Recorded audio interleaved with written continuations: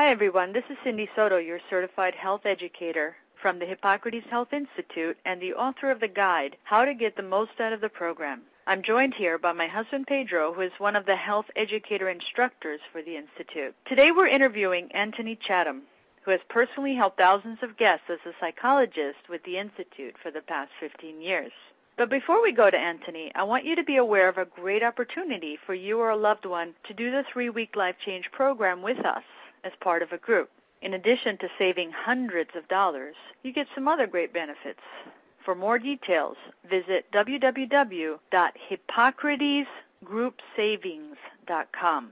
We have groups scheduled the rest of this year. For the exact dates, visit www.hippocratesgroupsavings.com. Now let's get to the questions with Antony. What about physical exercise? Doesn't that also have a lot to do with being calm? In fact, there are many studies showing that because physical exercise, produce endorphins, it is also having that calming effect. And therefore, that is another practice many people can adopt easily and on a regular basis, because we already know the health benefits of it, but it also has mind benefits. So certainly that is something very desirable. Okay. Yeah, because for me, I find it very calming to take a walk, outside in nature. So I'm getting out and, unplugged from everything. So I wanted to ask that. And go ahead.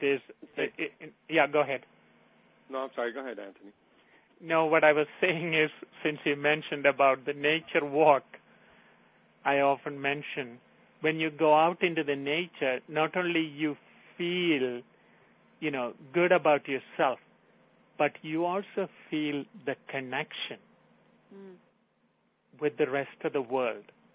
Because one of the experiences of people, especially those who are facing challenges, is that they feel isolated. See, I am suffering is the feeling. That means the rest of the world doesn't care what happens to me. But when you go into nature, somehow you begin to feel you are also part of it. And I give to a lot of people, which may be of help. That is, I tell them when you go into the nature, maybe stop by a bush.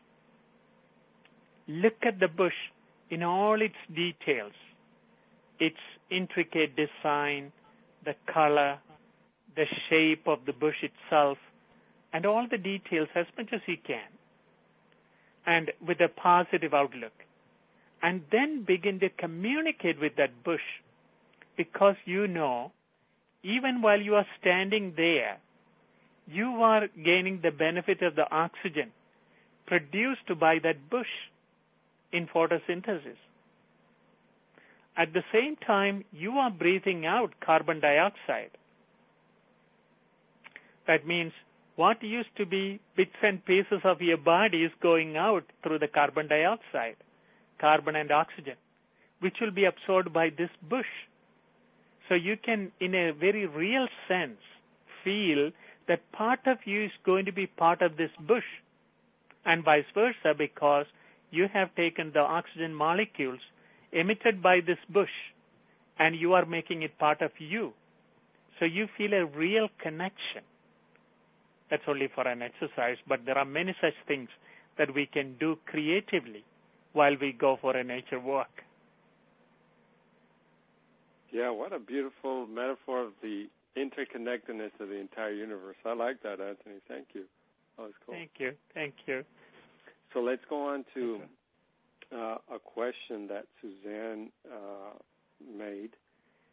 And she says, is there a way to do EMDR by yourself without assistance? And before we go, actually, it would be great for you to explain a little bit what EMDR is. Now, she also says, I'm alternatively treating a cancer, and I have been thinking more positive thoughts, but it seems that I do that because I am worried and fearful, and I am trying to fill the mental space with something else. But fear lurks behind the behavior. Do you have any suggestions on how to truly change my thinking and heal the physical illness? Okay. First of all, about the EMDR. I remember when I was being trained for the EMDR by the EMDR Institute in California, this question came up. Can we do it on ourselves? And the answer our trainer gave was, no, you cannot. One of the reasons being that if you are trying to use your own hands for moving your eyes, there is a discrepancy in the coordination. But at the same time, if you go to the history of EMDR, Dr. Francine Shapiro, who is the originator of this method, she discovered this almost accidentally by herself, by being able to move her eyes in a bilateral motion. So I'm not saying it is impossible, but at the same time, I would say at least it is very difficult if you try to do it on yourself.